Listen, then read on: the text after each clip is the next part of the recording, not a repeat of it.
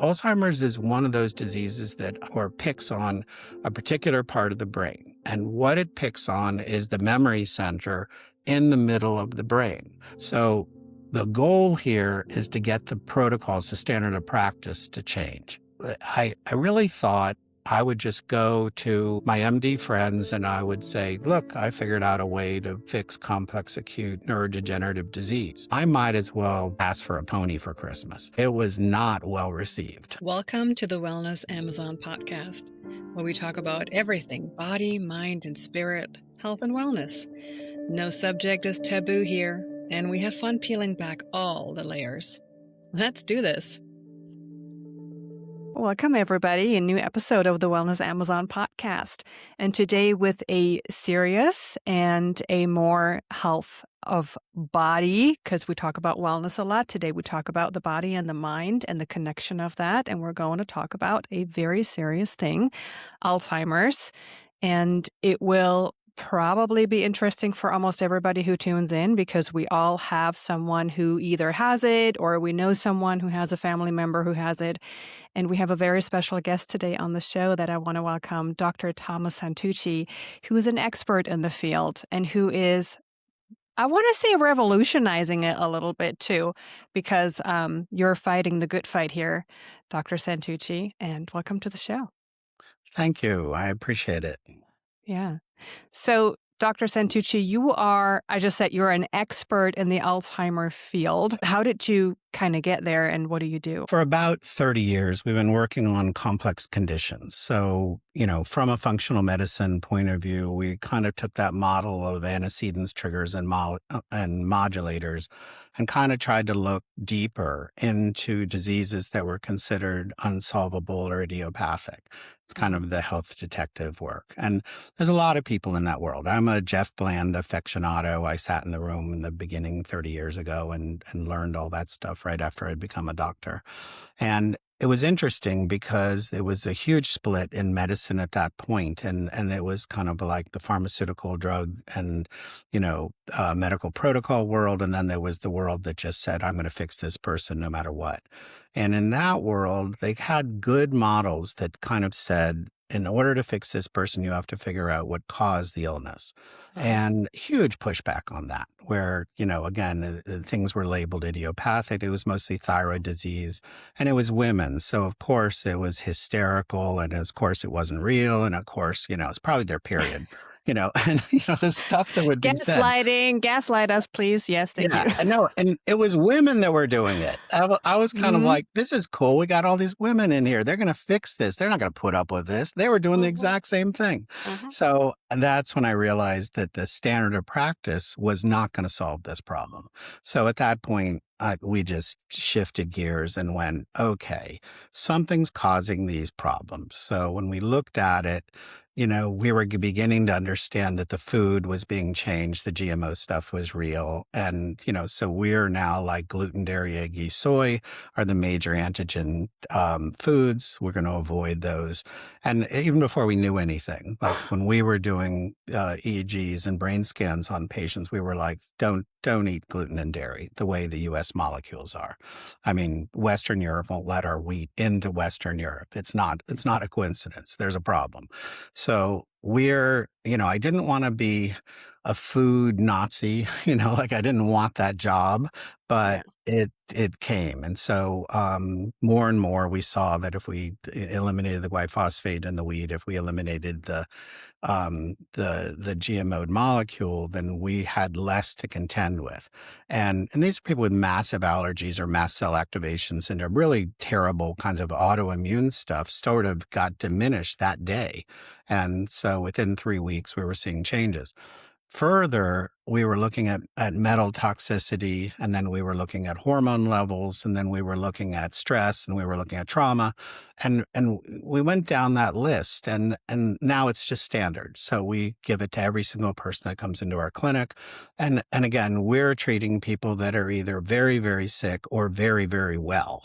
We have the two groups, and So a thing that happened is, so I became a doctor when I was 38 years old after a bad car accident where they said I'd never walk again. And I thought that was just ridiculous. And so I was like, we haven't even done stuff, like, I'm incurable. That's not true. So I went and learned a lot of orthopedics and then a lot about neurology and then a lot of biochemistry and then some energetic work. And that's one of my cliches is every problem has a physical, a biochemical, a neural, and an energetic aspect. And again, if you want the wrong answer to a complicated problem, just make it simple. And so there's these people that go, it's just this, it's just water, it's just sleep, it's just inflammation, it's just whatever. Nothing's just anything, and it's what it is for you individually. So when we were looking, especially the female hormone one was a good one because female biochemistry is complex. In the day we thought it was cholesterol to pregnenolone to estrogen, progesterone, testosterone. Well, that's not true at all. So it's cholesterol to pregnenolone to testosterone, which then estrogen and progesterone are made out of. Well, just that took the regular medical community about 10 years to understand. So they were using the wrong hormone mechanism. Hormones are incredibly powerful modulators. You can't get your hormones wrong and fix anything. So we were going into these multiple systems. And so you really had to be a student. You just like this presumption that you knew anything was just wrong. So you go in, you learn, bioidentical hormone replacement, you learn chelation of toxins, you learn identification of, different illnesses. So we got pretty good at that. And it's a acquired skill. The testing got better. You get your different labs, you get your different nutraceuticals. At one point we had 22 different labs that we were using because it took so much to get your mind around what was going on. So part of the deal was we always assumed that there was a addressable underlying condition, and then we do partnership with patients. And then we did it for a long time. And then a thing that happened that I wasn't happy about and I'm not cooperating with is I got older. So I'm 72, and that's a huge surprise to me. I don't know how that happened, but I started treating people that were 80. And some of them, and then COVID happened. COVID was like a giant negative overlay, breaking every system it could get its hands on. So before COVID, we had 5 people die of any reason, including old age, out of a couple thousand people. After COVID, the number is like 80. We've had people die in their car. It's just terrible. So now we're going, and I'm not getting into the debate on what it is. Is there spike protein? Should you get immunized or not? Because we didn't get given the data. As a doctor, you're not allowed to have a big public opinion without backing it up. I can't back up anything. I have my suspicions. So we obviously don't like poisons in the human body. But anyway, so after COVID, now all of a sudden there's medical protocols for post-COVID syndrome, which is fascinating because there was apparently never COVID. I was like, okay, how do we do that? But anyway, so now we got this complex array of environmental, food-based, and, personal chemistry changes that is creating illness in everybody, but really in women. So what's going on and how are men and women different? So I do brain scans. I celebrate and understand a tiny bit of the difference between female brains and male brains. Male brains are larger, but female brains are supercharged because they have that corpus callosum that can go between the 2 temporal lobes and, has a lot of benefit for different things. Our receptors are different. Females can see color and distinguish language in a far more nuanced way than males can. Males are quicker to react and slower to slow down. So I think males and female are fantastic. I just love people. It's like, but it was like people go, yeah, I'm going to do my women's program. And I'm going, how sexist, don't you realize that men are the misunderstood ones? It's like, whatever. So I think both groups deserve attention, so I'm kind of that generalist kind of a person, but with their details. And so like with men, I know that most men have post-concussive syndrome. that if you ask a male how he's doing, he can be bleeding from his eyes and he'll tell you okay, because he's programmed to do that. I don't ask details of my male patients. If their wife is there, I ask her. She's the only one who Mhm. knows what's going on, because she can see those details. But anyway, so we got into basically getting pretty good at autoimmune diseases. And then what happened is there was this kind of groundswell. And one of the things you can track is, what are people being affected by, what are they dying of, and what's happening? So I'm a baby boomer, so I'm in a group of people that have been, I don't even know, like I think our life was easier, like our challenges were doable. We could, make a living, we could get educated, we could create a life, life, there wasn't as many natural disasters. Things were pretty straightforward. And what I'm noticing for the first time ever in this group, they are kind of losing it. Like I've seen people 65 years old that, they stopped working. They don't do very much. They may have a little garden or whatever, but they're going downhill fast. And I'm like, wait a minute, this is a group of people that really was pretty capable, that did challenges, got on the other side, males and females, the whole thing. And so we began to experience or deal with dementia in our patient base. Mhm. And, we just never saw that before. So we started doing QEEG brain scans. So it's like the brain mapping. It can be done reasonably effectively in the clinic. So we were getting the delta, theta, alpha, beta waves and getting these patterns. And in some people, and let's say they're my age, let's say they're 70. Their EG looked like they were 90. Other people, they were, that age, and their EEG looked like they're 50. So we started doing the DNA testing that actually said, how old is your body? It's the police developed technology to age people based on their DNA. It's really good. So we did a bunch of people, and my patient base was split. So a lot of people that we've been treating for a while are 10 years younger than their age. I'm 10 years younger than my age. Thank God, because of the amount of trauma that I've done to my body in my Mhm. earlier age. But so, and everybody has that, like we always want the history and the thing. So we began to look at that and we say, what is this pattern?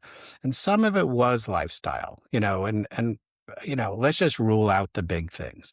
If you drink 18 beers a day, for 25 years, you've probably liquefied your organs. It's not okay. If you smoked for 50 years, you're probably really in trouble. Now, it used to be 20, but with stem cells, we can actually repair the inside of the lungs. And, 20 pack years is nothing to us anymore, although I'm certainly not advocating smoking. Right. So at the same time, we can fix some things we couldn't fix before. So anyway, walk in with this new technology, we can understand things, and then neurofeedback based on QEEG brain scan. It can change the delta, theta, alpha, beta patterns. So it can take an ADD person and normalize those things.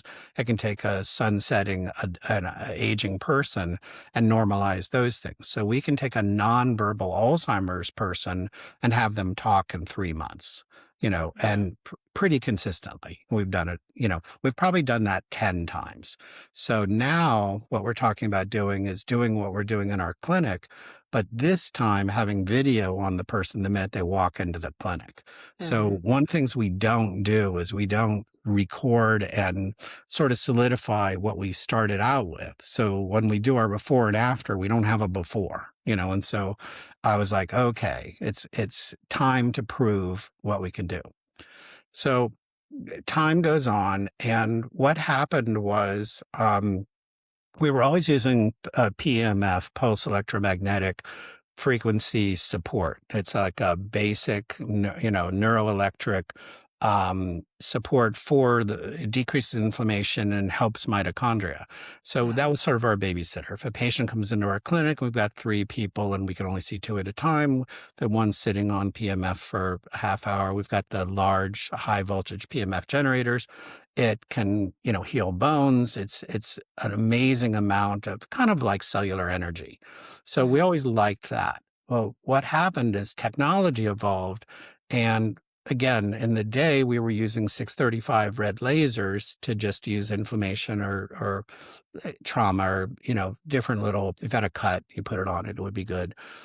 Now there's violet lasers that can go in, and we understand mitochondrial function, the function of the cells where you're converting glucose into addressable adenosine triphosphate or energy. We can use violet lasers to address the two hardest part of that complex and actually change inflammation in the inside of a brain. So our model now becomes, so what is Alzheimer's to us? Like what's going on? So we've talked a little bit about the triggers, but what's actually going on in the brain is that there's too much inflammation. That's kind of like saying the sun shines in the morning. Like who cares? Everybody knows that. You can't really do much about it. And in the day, we were trying biochemical stuff. So what are we going to do? Eat a handful of curcumin. It's like, that is better than not doing it, but it's not really very good. We can now make biochemical changes in the brain using lasers. So the violet laser actually goes into complex 1 and 2 of the mitochondrial cascade and increases mitochondrial cellular energy, decreases inflammation, and increases the cleanup system. It's called autophagy. So that's our 1, 2, 3. So that's the what we want to do. Now, that sounds like a formula or a recipe, which we don't really like those generally. But the reason we think it's okay is that if you have inflammation in your brain, it's going to be different than the inflammation in my brain. And if we can bring that down and we can measure it with neurofeedback and some social things like how well does the patient talk, what are their anger issues, what's going on with their social correspondence, there's real life validation of a lot of this stuff. You can tell when a person is in an Alzheimer's trough or when they're not. So I'll talk about that in a second. But anyway, so we now have technology that can do things that we never considered before. And you draw a big line there and you go, so I'm a functional medicine neuro rehab doctor, I guess, if you had to characterize what I do. In that world, we probably have $300,000 worth of equipment.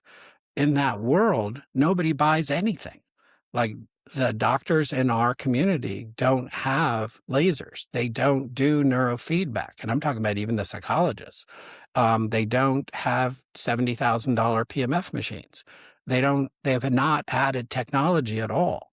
And my dad was a psychiatrist. So in the day, I used to clean his office and his patients used to tell me how great he was and he saved their life. And he had these 3 drugs that they used all the time with like Thorazine and these different drugs and whatever. And I was talking to a psychologist the other day, a psychiatrist actually, so he could prescribe. And he uses the same drugs that my father did. As a matter of fact, his office looks like my father's office. And I'm going, wait a minute, why aren't you guys doing brain scans? Wait a minute, why aren't you doing all this new stuff? And then why aren't you measuring what you're doing? You're really, talk therapy has its place. And I'm not for or against any therapy because everything has its place in some kind of succession. Like I'm not going to do energetic work before I fix the guy's leg, or whatever it is. But in this, I'm going to take the person off the antigens that I can identify, which means I have a partnership. My patients end up being really smart. And I just think people are brilliant, so, and then remember, I became a doctor after I was a strategic planner. So after I was a successful person in business, I had 20 houses, I had all this stuff. I went back and I was a student. And so I still think I'm a student. And then part of what I think is necessary is to be a student. If you've got something that's hard to figure out, you better be one of the people that figures it out. And, there's 2 groups of people that don't get well. The ones that think everybody else has to take care of everything for them, and the ones that think they have to do it all by themselves, because you can't. It's too complicated. So you need a team. You need, a doctor that you can trust. You need advice that is sensible, but you also have to have a framework that says this is a solvable problem. I get people that come in with horrendous stuff, and they are like, I just know that my 11 doctors did the best job they could, but they didn't really get it. And there just must be an answer. And I was like, I bet you're right, and usually they are. So one, we like the positive attitude, but I don't think this is totally a mind over matter thing. At the same time, so you're looking at the Alzheimer's cascade, and what is happening? Alzheimer's is one of those diseases that identifies or picks on a particular part of the brain, and what it picks on is the memory center in the middle of the brain.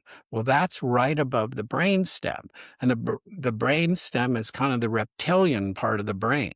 That's the part that can get angry and stay angry. So that person, is losing their memory, maybe their words, maybe there are a lot of sensory input to the brain, and they're mad about it. And they're not a little bit mad. They're really Mm-hmm. mad. And I can remember being a patient and sort of going through that and, where they're like, oh, you'll never be fixed, or, it's all in your mind, or, all this stupid stuff that they got said to me, or, you'll never walk again. They said lots of things to me when I was going through my own stuff. And I remember kind of being amazed that anyone would say that to another human being, but also pissed off. I was kind of like, what do you mean? We're doing 45 minutes of rehab twice a week and I'll never walk again. What if we do 5 hours a day? And, so I was like, I was a junior Olympic swimmer. You do 85 laps before anybody says hello to you. So I Mm-hmm. was like, what if you just do way more work? What if you figure out everything you can figure out? And what if you don't stop until you actually get a solution? That's very different than I'm going to write a prescription and, I'm never going to see you again, which is, Right. that's Western medicine in the United States these days. Mm-hmm. They don't have the time. They don't have the training, really, and the protocols don't match. So the goal here is to get the protocols, the standard of practice to change. And I really thought I would just go to my MD friends and I would say, look, I figured out a way to, fix complex acute neurodegenerative disease. I might as well ask for a pony for Christmas. It was not well received. The Mm-hmm. ones that believed me, I think, were intimidated by that prospect. And then there was a lot of, I'm attacking them. And I was like, I'm not attacking anybody. I need the whole army to be doing this thing. I want, power is the ability to coordinate. I'm Right. just one person, but I'm also sure of what I'm talking about. And I've done this before and I'll do it again. So I went on I spoke at an aging forum, where everybody's talking about longevity. And there was a lot of wearables, a lot of, like sensory, like one channel EEGs to see if you're anxious or things like that. And I was like, yeah, good beginning. It's not going to fix anything, but at least you'll know you're anxious, like whatever.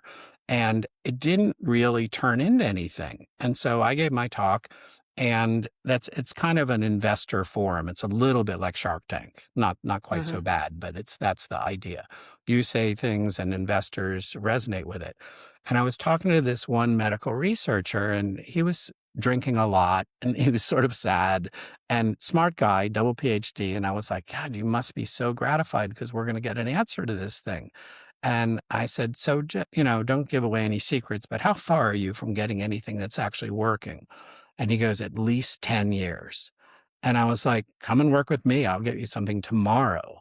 And he was like, can you patent it? And can it be your monopoly? And I was like, no, who wants that? Like everybody needs this answer. So this should be Right. free. Mm-hmm. And he looked at me sort of in a sad way, like I didn't understand things. Mm-hmm. And, it was amazing. And that's when I understood if it's not a patentable pharmaceutical, the drug companies, which is where 90% of the money is being spent, is Mm-hmm. not going to do it. So then I was like, well, the truth is the truth. So I'm just going to get out there. So I'm finishing a book that I've been working on for 5 years, and the Alzheimer's intervention strategy. And then I trademarked Alzheimer's Centers of America. We'll go international after I do that, so don't feel left out. But you know, but and it just seems so common sense to me. And Mm-hmm. so I get two groups going. I now have like a marketing strategist. I used to have a $600 million product line when I worked for IBM. So I'm somewhat attuned to those worlds. I understand, what getting a message out and all that kind of stuff is, but I didn't think I'd have to do any of that. Well, now I have a publicist and I have a person who's going to get my book on the New York Times thing, all this silly stuff that I think it's silly. It's superficial. But in order to get this message out, we've had to go up against an unbelievable wall of disbelief and resistance. And my personality type, same thing with my patients. I won't stop. And I'm not going to stop. And I'm just looking at this and going, you know what? We don't have time. You do not have time to sit there and wait for the perfect thing that you can patent. And it's not going to be that. If we do that, and we've done this before with women, it's like, on the thyroid thing, we went 10 years denying there was a problem with female thyroid hormone levels. Now, there's probably 10% of doctors even understand what reverse T3 is or what they can do about the autoimmune aspects of female health. And then no wonder there's so many kind of specialty practices that are just doing females because they're the only ones dealing with that level of detail. But if you go to your regular GP with a thyroid problem and you're a 50-year-old female, or you ask for bioidentical hormones, so the day you turn menopausal and your brain and your bones are going to be suddenly affected, or in your heart, you're not treated well, at least in this country. You're seen as an eccentric person, whereas that should be normal medicine. So we are saying we want to change the standard of practice. And I get that sounds grandiose and I get that sounds hard to do. But I also, it was kind of interesting. When I was 70, I almost retired and I was grew tomatoes. Tomatoes are 3 chemicals: nitrogen, phosphorus, and the other P that I forget the name of it. It was really boring. I lasted about 4 months. I said, this is dumb. I have a purpose in life. I'm not going to grow tomatoes, even though I really like tomatoes. And so I'm going to do something. And so what I did was I went back in. We were in 8,000 square feet. I rented 1,000 square feet, a bunch of equipment in there. And so many of my patients came back. It wasn't funny. It was crazy. So then I was treating them and I go, okay, they're my friends and they're really smart and I like them and I have a community and, so I'll just have this cute little practice. Well, some of them came back after not treating with us and they were really not in good shape. They were nonverbal. They couldn't understand really kind of basic concepts in interventional medicine that they had understood before. So, it was 6 months went by and they were going downhill fast. There was almost like being sucked into a vortex. And at that point, I realized that, for one, brains are fragile. And at that point, this whole aging thing, even though I'm not personally experiencing this. So I'm not feeling old. I'm not feeling like my memory's going. I'm not running out of energy. But we buried 7 people in the last 18 months. I haven't buried 7 people in my life. It's crazy. So now I'm going, oh, this aging thing is real. It sounds like a facetious statement, but it's also optional. I have a patient that's 85 years old and his wife are the cutest thing you ever saw. And he's smart and he goes to work every day. And so I decided I'm never going to retire. I'm sort of against it. I don't, I'll get a boat, but not a girlfriend, that kind of thing. I'll keep my integrity in my life. But also, there's work to be done. And I think one of the things that we do, certainly in the Silicon Valley is, this, I'm going to make a bunch of money and then I can just have a sailboat or, whatever. I'm not going to contribute anymore. And then kind of philosophically, this may be dating me in terms of a mental framework, but I think sometimes we should work as hard as we can to just do the right thing. That's it, and not because it's its own reward, just because it's the right thing to do. And so what I'm trying to do is to attract enough kind of scientific and inventor types and people that are kind of wanting to have participation in the good fight, even if I have to convince them that that's what they ought to do, to work with me on this Alzheimer's project. And I'm looking at it and going, the stages are pretty straightforward. It's like a product development where you're going to go in, you're going to establish your criteria, and that's to decrease the inflammation, increase the mitochondrial function, cellular energy in the brain, and increase the cleanup system, the autophagy, in 30 people with video and statistic level recording. So there's a whole world that you have to it's almost like an extra person that just does the data recording. You get that, you establish your base, you do your treatment for 4 to 6 months, you measure again, and then you publish. And the way medicine is supposed to work is, you do a field trial, you then publish it, and then it goes into a journal that is critiqued. Your peers go in and go, I don't like that you did this that way, or this is this, or it's good beginning. And all research at the end says, yeah, and more research is needed. Like it's like a continual thing. But it would be enough so you could say, you know what, we had 30 people and 26 of them are 40% better. Like that's what we think we're going to do. Like that's kind of what I think my numbers are. My clinic numbers are better than that. But this would be like a research project that I would supervise, but not really run on the day-to-day. I'd hire somebody. So the other thing that's amazing that's happening technology is we're doing 19-channel EEGs in our office. So, stuff that's as good as anything on earth. And so now there's remote virtual EEGs that can be done at home. So the person has their caretaker, there's a headband that can go around, do 5 channels, and you can do neurofeedback every single day. So we have the technology is working for us. We can do pulse electromagnetics. It's a little expensive, the ones we like. Hopefully the technology is getting cheaper, but you can do some home stuff. So we could do it if a patient came in even once a month, we could intervene, and enough so that a home care person could follow and do it. So now instead of just making the person comfortable or tracking, how badly they're degrading, you can actually do therapy on them. And if a person was, at a little higher technical level, then we can actually do EEGs that are halfway as good as what we can do in our clinic. And again, by doing it every day or twice a day, you get this huge amount of benefit. So what happens with that, just speaking about brains for a minute, when we're talking about taking the inflammation out of the brain, it's you can view that as a background negative thing that's happening in Alzheimer's. You decrease that. Some people will get their speech back with that process. Other people, it's the mitochondria. Other people, it's the cleanup system. We know that we don't know. We know that there's more things going on than we're sure about, and we're not isolating variables. I've never just tried to fix one thing on any person in my whole life because I don't know which thing it is. I have strong suspicions, but I get engineering patients and they come in and they go, I just want to isolate the variables. We're going to do this and then this and then this. And I was like, then go somewhere else. And they're like, what are you talking about? And I said, what if it takes all 3 people to push on the rock to get the rock to move? And what if you don't know which thing it is? Because we don't. So we're going to do the autoimmune work. We're going to do the brain building work. We're going to do the physical work. We're going to do everything we can do all at once to move this thing.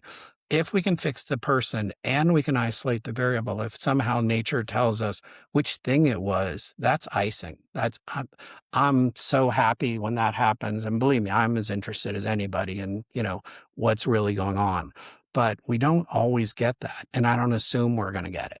So in this thing, it's really become a protocol. But again, if you get a violet laser on your head and I get a violet laser on my head, we will not get the same treatment. You will absorb it the way you absorb energy. And then these violet lasers, it's kind of interesting.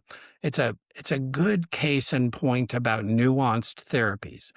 There's 4 different classes of lasers, everything from a red light, which is, it's better than nothing, but it's not really that good, even though it's all over the internet. And then you get class 2 lasers, and class 2 lasers don't burn you and they're not thermogenic. They don't create heat. Well, we're fighting inflammation. You don't want to create heat. Well, Right. class 3 lasers and class 4 lasers can burn you and create heat. It's like infrared. And so I don't want to create heat ever. It's like I'm against it. So I'm using a class 2 laser that's then tuned to a very specific frequency and then using a violet instead of like being 635 nanometers, it's in the 400s. Well, you can hardly see them. It's almost infrared. So you get this laser that you can hardly see, and that makes the biggest changes in the inside of your brain. Imagine saying that to somebody that you're trying to take off a medication. you know, yeah, you're going to use Mhm. photoneuromodulation to do what I can do with drugs, and you're going to use a weird laser on top of it. Forget it. Mhm. And if you get anyone, and this is the thing that, you have to be humble about your protocols. You have to be ready to change. You have to be willing to hear another idea.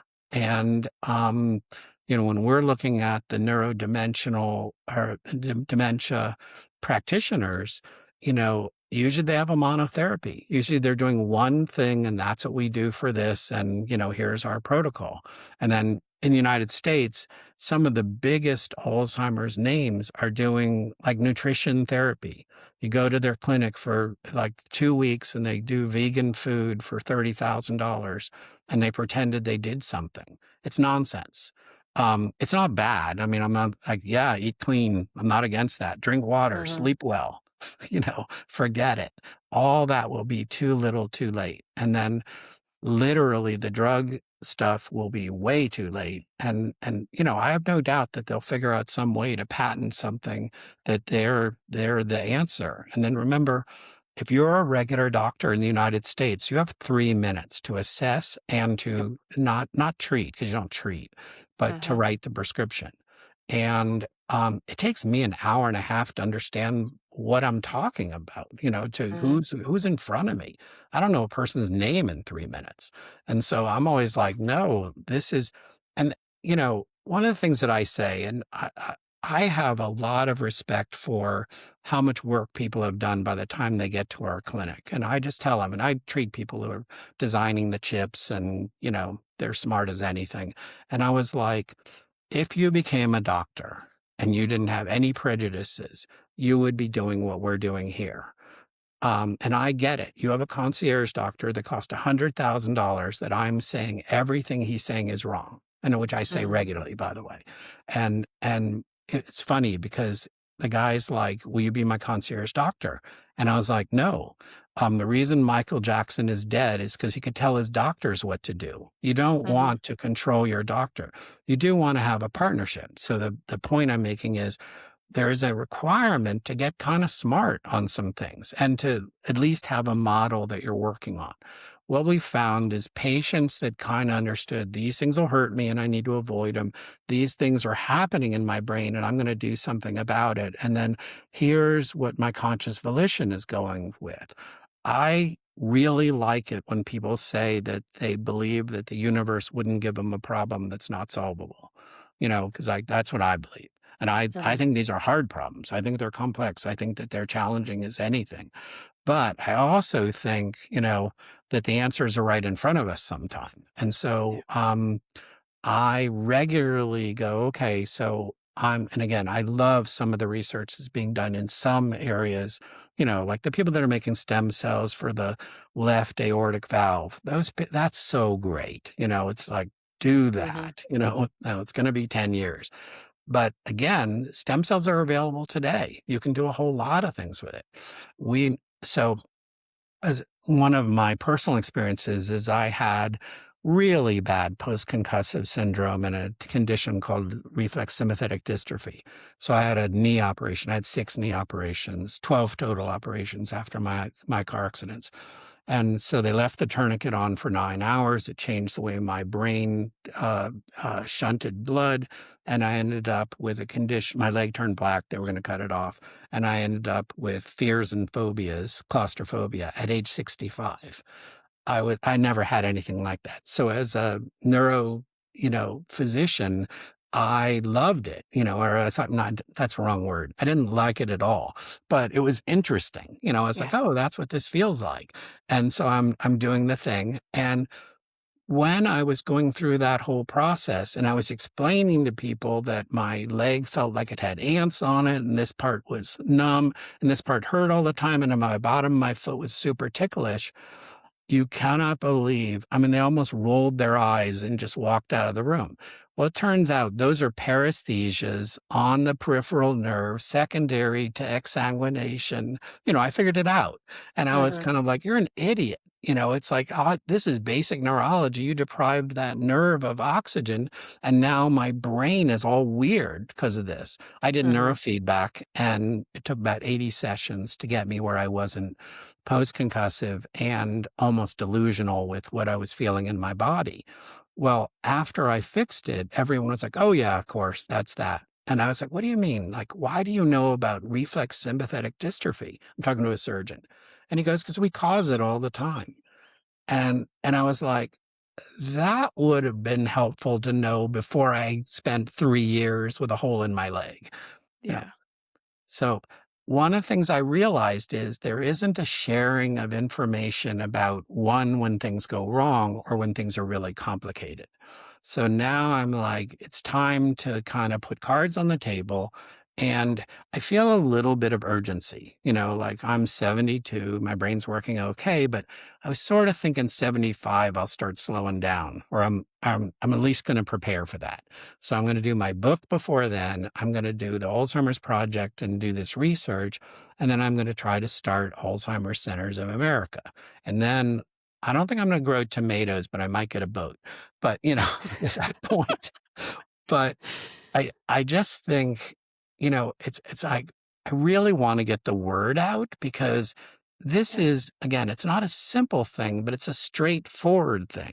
And then, we have a model that makes a lot of sense and has huge amounts of science behind it. In the United States in 1950, Time magazine came out with a cover of Time magazine that said inflammation is the precursor to all serious diseases, to Mhm. cancer, to heart disease, whatever. So everybody knows that. And it did absolutely nothing because nobody knew where it came from and what to do about it.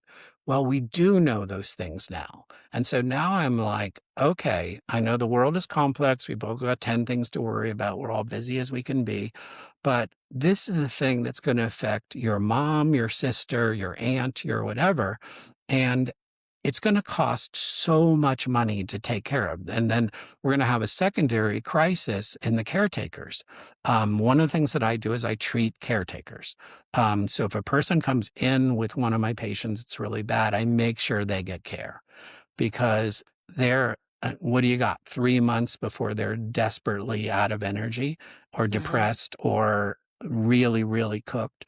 And so I was like, this is going to be a systemic thing that's going to take another 300,000 people, the good people, Yeah. out of the medical community. And then a whole nother subject is like doctors my age, doctors that have been in the baby boomer doctors don't want to be doctors anymore. All I hear is, what are you going to do when you retire? And I said, I think die because I don't think I should retire. And whereas they're like, you want to get a red car and go on Route 66? And I was like, no, like, what would I want to do that for? Yeah. So they're actively leaving the medical profession and what's Mhm. happening is we're kind of dumping it on nurses. And so I've had a dozen nurses work for me, medical nurses that, really, really hardworking, good people. Two of them can do what doctors could do, out of that group. They're really clever, they should have gone to med school. But anyway, so they're these super elite, high level, nurses. But the rest of Mhm. them are adequate good people, but they couldn't take over diagnostics of what a primary care physician is trained to do. Yeah. Well, that's who's going to be running medicine because Mhm. my group is leaving. And then the next group, I don't even know about anybody under 30 because I'm now like so detached. I have a 22-year-old and a 25-year-old, and I'm just, I check in once in a while and go, so what are we thinking these days? How, do you guys actually want to join society or not? Whatever. Right. It's a funny thing. But in medicine, it's worse because medicine sort of assumes you work 90 hours and you're Mhm. you're altruistic and you really care about the patient and you'll do whatever it takes to get all that taken care of. Well, now there's conversations about doctors' work-life balance. I mean, that Mhm. would have been a hilarious joke in my day. It's like, Yep. you've gotta be kidding. Like there isn't any balance at all. Mhm. So, one of the things that I sort of feel urgency about is who's gonna pick this thing up and what are we gonna do if we're really leaving this to, like, again, I have a Silicon Valley orientation because I live here, but are we gonna leave this to the wearables, which I don't think are gonna be the answer for Alzheimer's. I think there's some cool things that are happening, but my smartwatch isn't anywhere near as good as my clinic. Um, and then are we going to leave it to the pharmaceuticals? And that the answer is that's what's happening now. So we're kind of in a loop that is not solving the problem.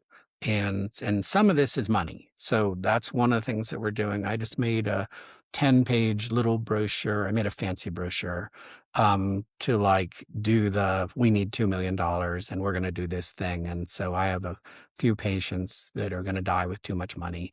And then we're going to present it. And, part of the thing we're going national and international for is to say, you can do this research for $2 million. Mhm. A small pharmaceutical study is $17 million. So this is free compared to that. And it's interesting, like where the interest is right now is Australia.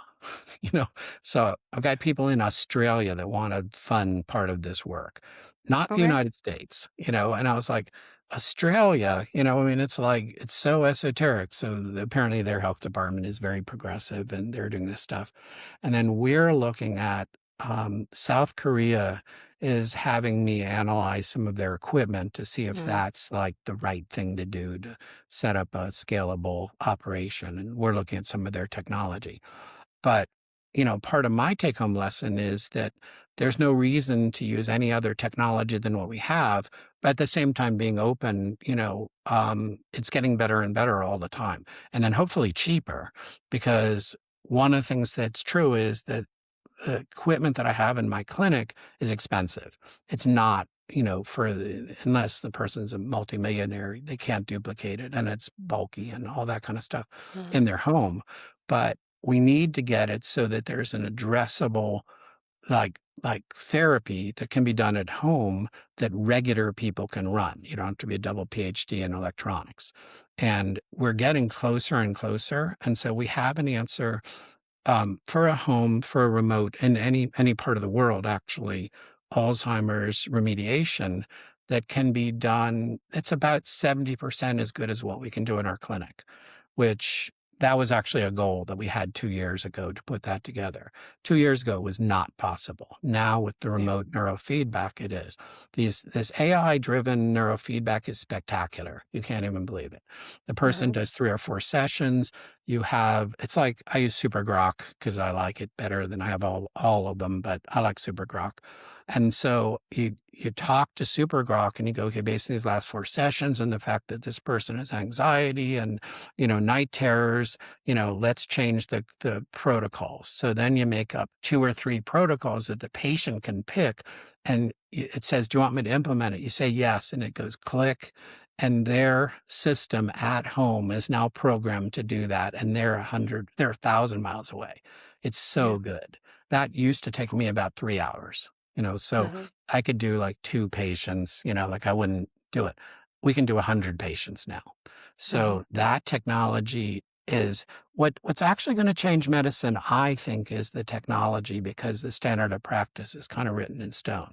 The Mhm. things that are not solvable remain not solvable. So anyway, so now we're in a place that the technology is really hopeful. And then we get good acceptance for our concepts. And then, so if I'm talking to scientists, I'll put 50 footnotes in my work. Like we're not Mhm. guessing at, what we're talking about here. When we're talking about building it on an autoimmune base, I published that about 10 years ago. And it's being used in schools to actually teach etiology, triggers for autoimmune disease. So that's getting kind of accepted. What isn't happening is kind of putting the whole thing together and going, there's an answer for Alzheimer's today. This is an understandable condition. There's stuff you can do about it. And waiting for the drug and the technology answer is inappropriate Yeah. from the 10 million women's point of view. Yeah. And you were mentioning before we recorded that also, this is something that really is affecting women more than men. And the causes of Alzheimer's being so widespread with women. Can you speak to that a little bit? Yes. So that was an interesting thing. I heard a podcast the other day and the guy was saying, yeah, our environmental factors are, affecting everybody and, that, these people are going to, the air pollution and all this stuff is going to be a thing. And we were talking about male runners. And I was like, that's not it's true to an extent, but it's not a driver because somehow you have to figure out is why are women twice as affected by Alzheimer's as men? Mm. And, and sometimes it is the fast answer. So you've got an estrogen driven system. What has estrogen in it? And the answer is plastics. So Mhm. plastics, perfumes, the poisons in that part of our environment, they're, the so-called xenoestrogens are actually going and combining with female hormone metabolism and poisoning women. And, I'm always kind of happy and sad when I see an environmental thing that is so obvious, like in the day, the Yeah. GMO'd wheat. We're just like, no, it is that. But believe me, again, you can't even believe the level of disbelief and non acceptance there Mhm. is for that kind of thing. So I'm half Italian. So in Italy, there is a presumption that if you have food, that it's good food. Like, you don't have to put the adjective in front of it. Food is good food. You're Mhm. not allowed to sell bad food, and you're really not allowed to sell poisonous food. Well, that is not true in the United States. Correct. And when I found that out, I was kind of like, oh my God, there's a lot of reasons to be Italian. That's a good one. But, I was kind of like, you're kidding, right? And so we have these things and, uh, the cardiologists are the first ones that come out with it. They actually had they were doing aortic valve replacements, and they would find little pieces of plastic in the aorta itself. And now we're talking microplastics. So everyone Yeah. knows you're not supposed to, microwave saran wrap. But at the same time, nobody says, oh, by the way, if you just breathe the air, you're going to get plastics the way our society is set up. Now, let's be practical for a second. From a take home point of view, none of your listeners, nobody you love, even people you don't like, should not be drinking out of plastic bottles. Those little bottles that were a glob of plastic and then got, blew up into a bottle have a level of plastics in them that will kill you. It'll do it really slowly, but it'll really hurt you. So I had a patient, he drank 100 of those bottles a day. He was obsessive compulsive, right? And got told he did the water thing. You remember? Mhm. Because there's all these pillars, right? There's things people believe. So Mhm. inflammation, water, sleep, mindfulness, all these things. They're all important things. They're all contributors. But there's people who have taken every single one of those things and made a religion out of it. So Mhm. there's the water people, and it's like, and I always like that one because you want to completely dehydrate yourself, drink a gallon of water. What your system will do is say you've got too much water and it'll get rid of it. Yeah. Water, salt, and cholesterol are recycled in the human body.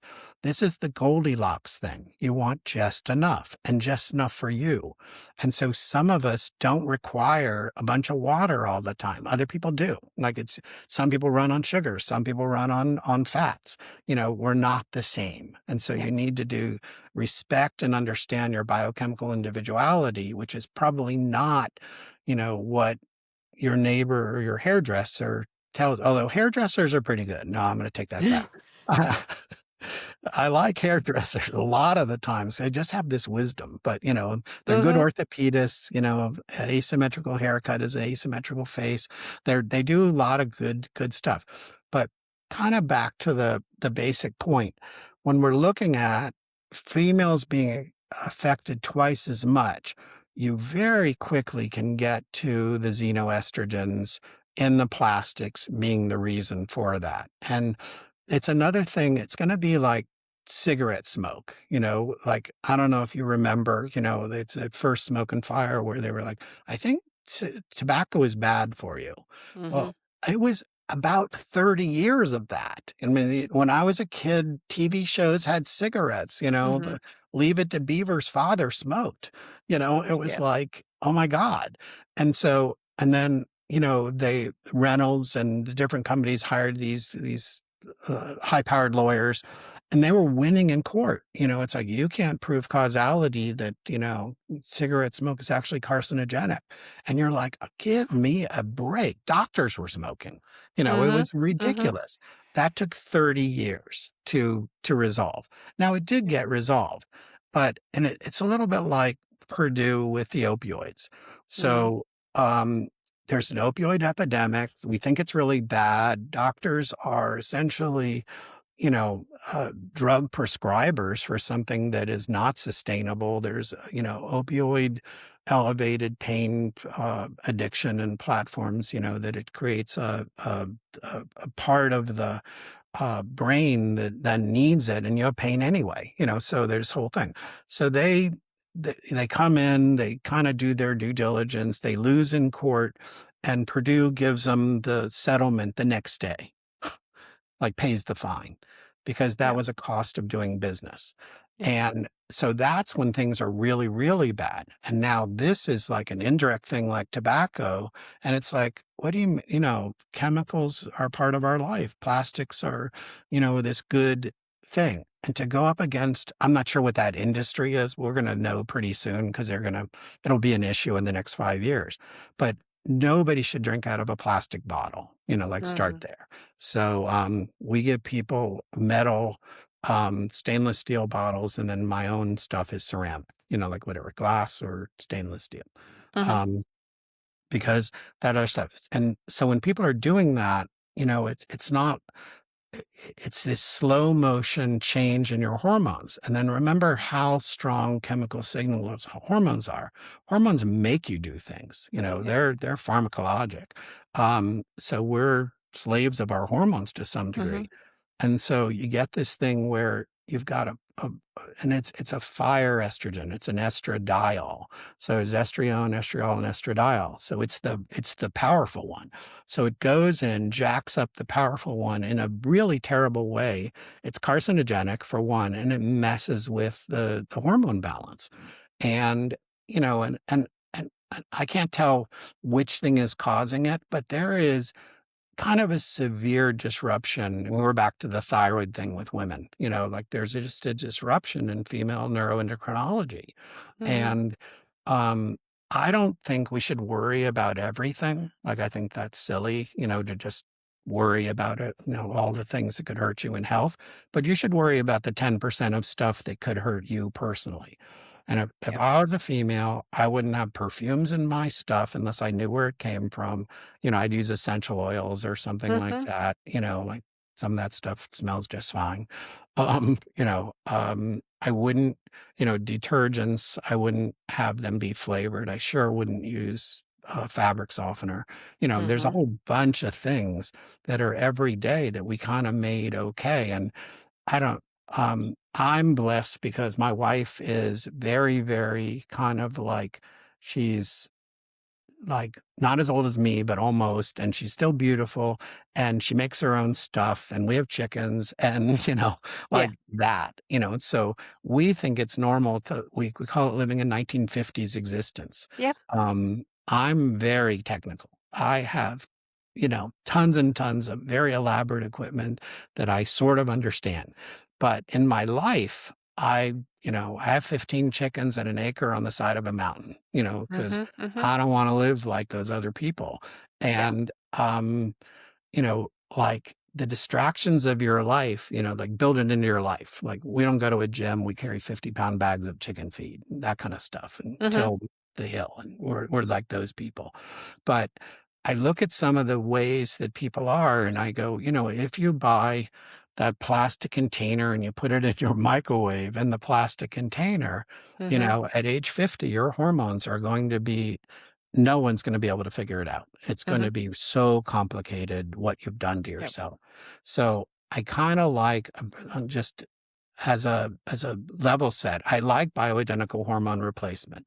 I do think that 30% of males, their testosterone is too low, maybe for the same reasons. So maybe they are affected and we just aren't reading it right. Mhm. But we know that we're measuring the free testosterone at super low in males. There's a new kind of a level set that's happening. First time in human history, by the way.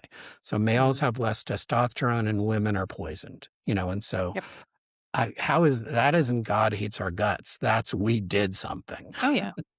So That's yeah, we did this. yeah, we Yeah. did this. And Yeah. and then I'm always like, you are responsible. If there's a 10-foot hole in the ground, you're not supposed to step in it. And then as a Mhm. doctor, I'm supposed to warn people about it. So if it's a lifestyle choice, even like it always kills me, so I'm a clinical nutritionist. That's one of my things that I am. And so I get is it brown white rice or white rice? And I was like, if you're smart enough to ask that question, you're also smart enough to answer the question. Mhm. Brown rice is 5 times as good as white rice. But if you grew up on it or you love it or it does something good for your soul, then eat white rice, like whatever. But Mhm. don't eat too many carbs once you're 50. I mean, there's some Right. rules, like whatever the Right. thing is. But that's not the kind of thing that's going on. It's kind of like, um, I have patients who have a designer kitchen in a $3 million house that the thing is never dirty because they don't use their They don't kitchen use because they it, no. buy everything at Whole Foods. And I'm not against prepared meals at Whole Foods. As a matter of Mm. fact, for Thanksgiving, some people should just buy the damn turkey and get over it, whatever. Mhm. But this is like every single day they're eating, and God knows what's really in those ingredients. It's not as bad Yeah. as packaged food, but it's still plastics. And I was kind of like, wow, like the joy of cooking, like you get better and better at it. Mhm. My daughter's a chef, and everybody in my family is pretty accomplished cooks. We're like food people. We Yeah. like food a lot. It's our love language. So, and we get better and better at it. And I look at it and I just go, what do you and your wife talk about? Like what are your common interests? No, I don't know. I golf and she does stuff with the house, or Mm. I don't even know. And I was kind of like, well, we talk about, how much EPA is in our eggs, and, Mhm. are we going to let them, it's all organic and GMO free and all that kind of stuff, but it's also gluten free in our Yeah. world. So our eggs, we make eggs that people that are allergic to eggs can eat, and Mhm. I was like, and Mhm. that entertains us to no end. I'm like, all happy that I did that, Mhm. even though it's a simple thing in life kind of a thing. And then I do think, there's got to be a combination, like the whole concept of being like a Renaissance person. I just think that's normal these days. You have to figure out some stuff for yourself. You have to figure out some things that, work for you in your life and that to make you dutiful and content and maybe even happy. Although happy is a concept I have trouble with because I think after you're Right. dutiful, you're exhausted. But, at the same time, I look at how much people leave to other people's either value system Mhm. or work or whatever. And I just go, it's one of my cliches is what if God's big joke is that the answers are right in front of you and Mm. that you have the seeds to your own solution. And so I always say, literally and figuratively, what if the answer to what I'm trying to solve is right in front of me? And I Mhm. literally look to the sides and the back and ask somebody or, do the thing. And then I'm thankful. I'm in deep gratitude when I figure out stuff other people can't figure out. I love it. It's like the happiest thing in my life. But I'm not surprised. I'm like, I think that that's what the universe did. I think it gives you these really tough problems sometimes. And I also think, it's the Winnie the Pooh thing. You're stronger than you think, Mhm. and so, especially at our age, we have patients that are going through like massive emotional trauma, and so patient's husband died of like hemorrhagic seborrheic brain cancer. And it was sudden and, she's destroyed. Well, we're sitting there going, this is a very capable person, and it just like hit her like a tsunami. So the violet laser can actually change the inflammation of her brain. And then we're pretty good Cracker Barrel psychiatrists, so we're there in support, and, you're not alone. And, this does suck. I'm not going to make it Mhm. better. It's Mhm. bad, Mhm. whatever. And, 3 weeks later, we're better. She's stable. She's not jumping off in any bridges. But you look at a person like that who's done their work, and then they have, that's not a solvable problem. Death is not a solvable problem, but the coping with it is. And, Yeah. and it's not some pithy statement of, you're not responsible for what happens to you, you're responsible how you react. That we're so far beyond that, it's not funny. This is horrible. And so Mhm. she's in this horrible thing, and she goes in and goes, I have a basic way of being, and then this person wouldn't have wanted me to be sad all my life, or, like does Mhm. the steps. It was like heroic. It was so well done. And I was just like, wow, like there's a lesson, it's like, Mhm. and and I guess one of the other things is that, we sort of believe in complex problem solving. It's not easy, and it's not fast, and then it's not one dimensional.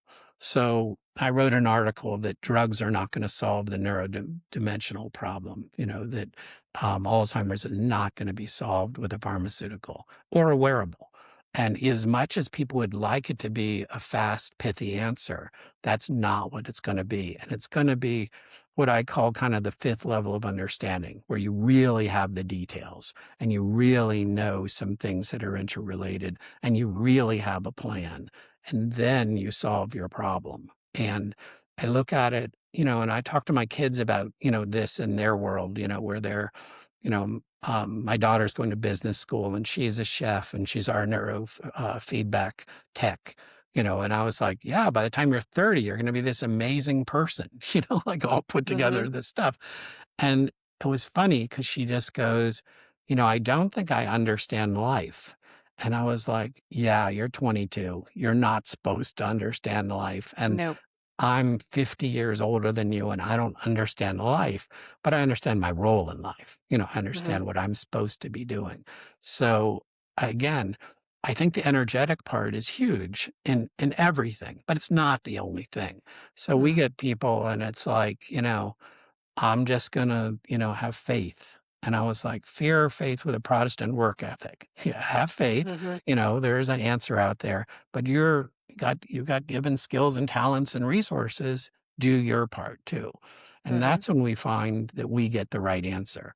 So that's a challenge with the Alzheimer's because sometimes you're dealing with a person who's not there anymore. The Yeah. dorsolateral prefrontal lobe is not functioning. You don't have a cooperative person, but you will. So what we do is we get the family kind of as a surrogate for the person to kind of think and talk for them. And then in about 3 months, we usually get the person coming around. And then we have a couple of nonverbal people, and it's kind of fun because um, I'll be there and I used to have a name tag on and they're like staring at my name tag. My name tag is very, very, you know, um, attractive. So they're looking at the thing or they try to say my name and they can't say Santucci, it's like it's too hard. But they'll look at this thing and I can see the light in their eye and it's the beginning of stuff. And then the one patient is Japanese and she's lovely, very dignified, very pretty, very self-contained, and she just doesn't speak. And so we were doing stem cells and we have to put a box around her arm so she doesn't see the needle. And, like we're doing all this stuff. And she's saying, it hurts in Japanese. Mhm. And so it was the first time she talked in 5 years. And then later, better conversation than it hurts. But it was funny because she's laughing when she's saying it. Well, Alzheimer's people don't laugh. The Mhm. fact that it's next to those, if there's anger in the brain, it's in the amygdala. It's in that right next to that memory center. So they don't have a memory and they're not okay with it. They're mad all the time. Mm, And mhm, they're difficult. They wear through their caretakers. Usually they don't have caretakers anymore. They've just beaten them up so bad. So she has a loving family, very supportive, very smart. And we're doing this stuff. And it was funny. So now our big joke, and I'm trying to remember the word, but I think it's a tie. So when she sees me, she laughs and she says a tie, which means I'm hurting her, you know. mhm. And Okay. so she remembers, she has context and she has language. Mhm, And we're, that's, she's 87 years old. We're all happy, with what mhm, we've got there. So in a person like that, you can sort of sit there and go, okay, none of the negatives. Didn't drink too much, doesn't smoke, always lived a clean existence. Japanese diet is exemplary compared to at least what we do in the United States. mhm, So a lot of pluses. And then she's a type of person. And she, even though she's a little thing, she probably weighs 85 pounds, but she's tough as nails, mhm, in a lovely kind of way, coiffed perfectly. She's never not perfect kind of a thing. mhm, She's OCD in her appearance. And I'm like, if you have to be OCD on something when you're 85, it's your looks. Good for you. It's mhm. like we're Yep. there. Always late for her appointments because she's taking care of hers. I don't care. That's fine. And you just look at that and you go, wow, what made this successful and how can we duplicate it? And Mhm, then again, we're doing neurofeedback. She doesn't like goop in her hair, but so we figured that out. And figured out how to do stem cells, and then we figured out how to use laser therapy on her. And then we actually bought a therapy for their home, and they do that at home.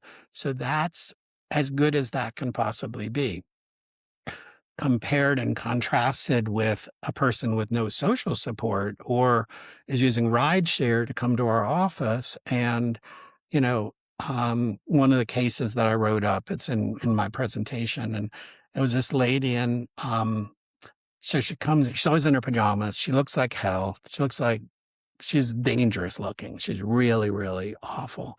And she goes, how come my daughter's so goddamn stupid? She can't bring me to a real doctor. She like hates me, like this whole thing. okay. So we do 3 months of care on her. And every time she comes in and she goes, why am I here?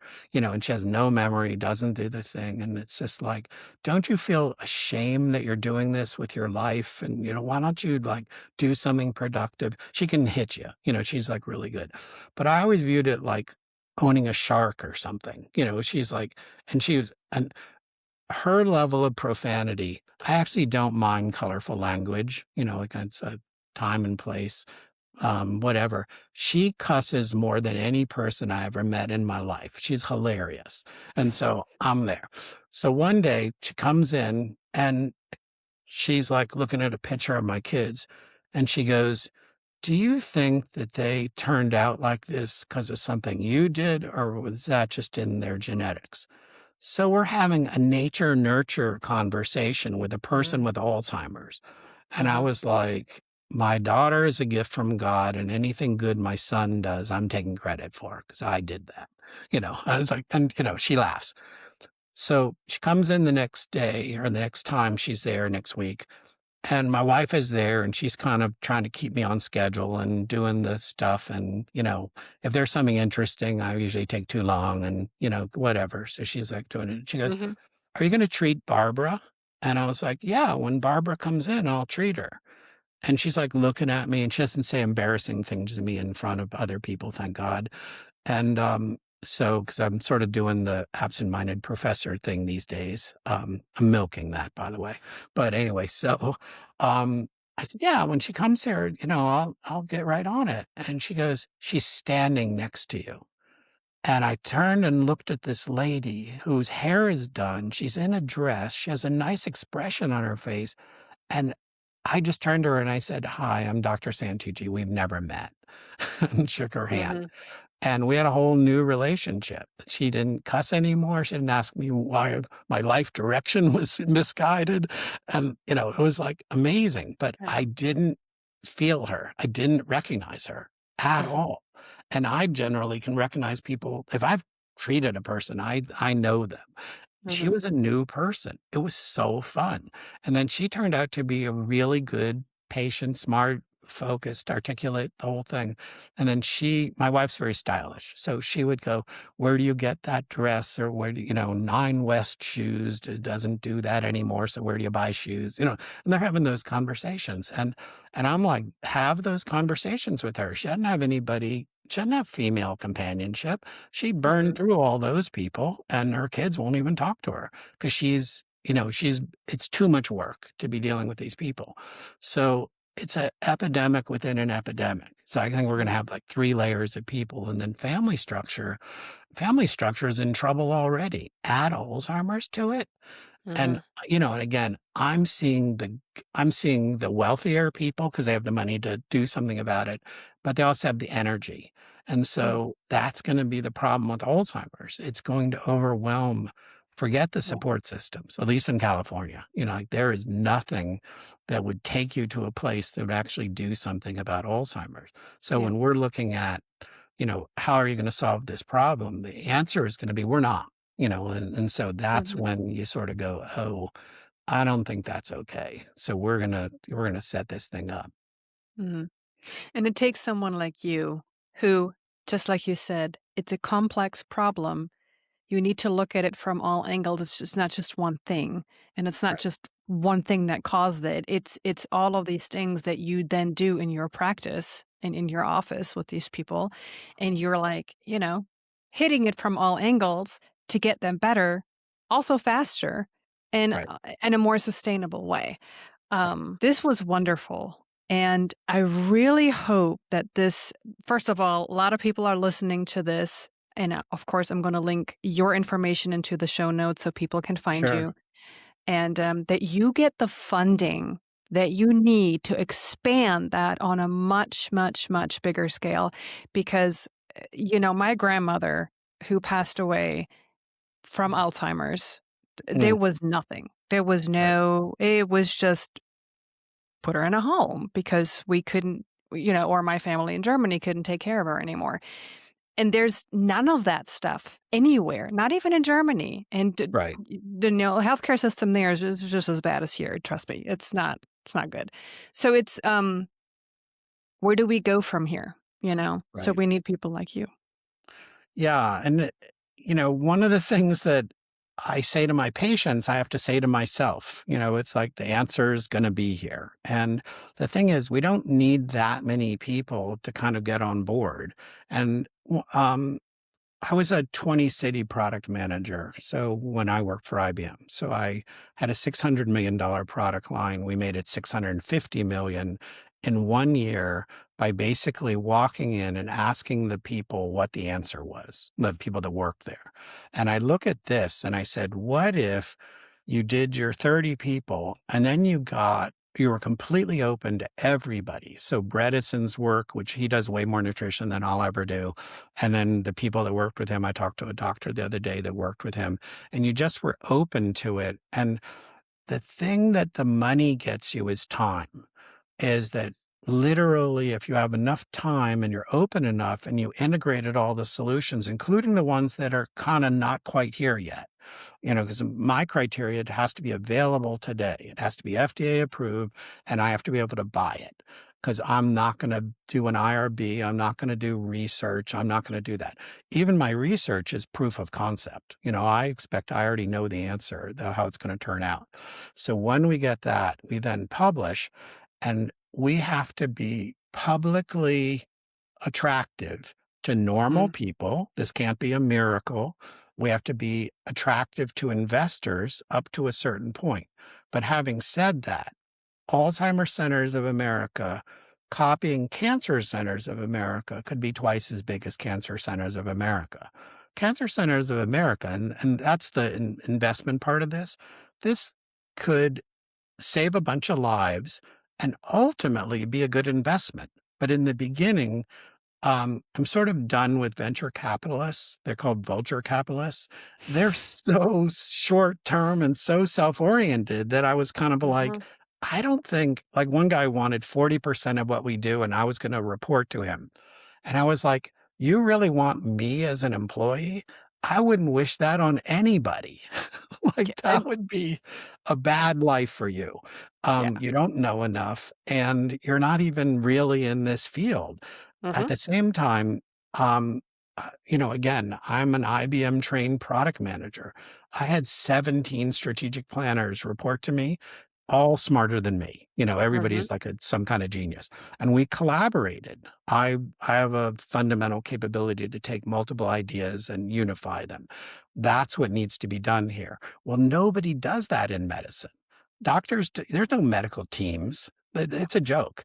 Everybody's a sole practitioner. And then, especially if you're a head, you're really a sole practitioner. Well, it's time to say, what does everybody do? And then put something together that actually does something that's collaborative, powers the ability to coordinate. And I'm hopeful for that. And, I've been an individual producer now for 30 years. I've not really cared what anybody else did. And I just learned as much as I could. And I got my 5 specialties and I'm all happy with myself. Well, that's not good enough right now. I have to bring everybody in that can do this thing, including the financial people who are really very limited. So if you're listening to this, I accept you deeply as a person, but I don't like your behavior. Anyway, so now Mhm. we're going to find, and it's probably going to be individuals, where they're saying, you know what, I can donate $100,000 to this or $50,000 or some amount. We'll get our $2 million.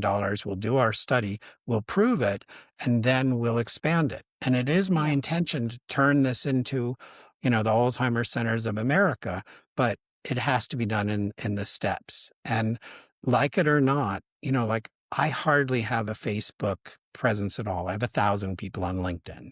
I have professional, correspondence and support. I don't post where I ate lunch. I don't think that's that interesting. But in this thing, I now have a publicist, and apparently I have to do podcasts and I have to do all this stuff, that Mhm. I never had to Mhm. do before, because right now there's a danger of very good information not being understood by the public. And the Mhm. public is the one that's is going to support this. The public is the one that's going to benefit from it. And we're going to sidestep regular medicine, and we're going to sidestep drug companies. Mhm. And I say that unapologetically because I think they've done a horrible job. So, it's the regular people, um, the power's there. So unless we can get Elon Mhm. Musk to pay attention to this, which I'm all for, um, then I think it's going to be regular people who solve this problem. Yeah. It's a demand. There is a demand. Right. Mhm. Right. Yeah. I'm rooting for you. So Excellent. Thanks so much. let's That encourages me. let's hope that there's lots of listeners who can also spread the word and, do share and like and do all the things with this episode so it will get to the masses as well. And that podcasting, yes, is definitely a layer for you to get that out there and get absolutely people educated because people do not know enough about this at all whatsoever. Right. So, Right. yeah. Thank you so much for being on the show and for Thank all you. the things you do. It was an honor to have you, and I'm very glad you educated everybody who listened and shared your knowledge with us, and that you are fighting the good fight. I enjoyed also very much listening to your chickens in the background. Yes. They're there. It was very calming. All right, y'all. You know what to do. Share the episode, like the episode, subscribe to the channel, do all the things you need to do, and I'll see you again next Monday. Thanks for listening. Bye. Thanks so much. Thank you so much for being here with me today. Leave a comment, give it a thumbs up, a review, and share it with somebody you think needs this. Have a fabulous day. See you next time.